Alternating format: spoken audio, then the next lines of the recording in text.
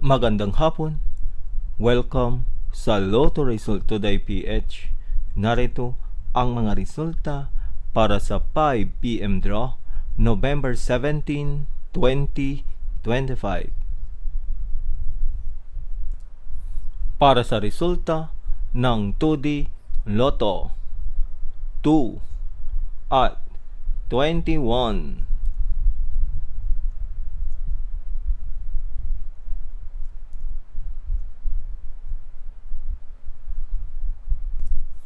Para sa resulta ng 3D Lotto 7, 6 at 8.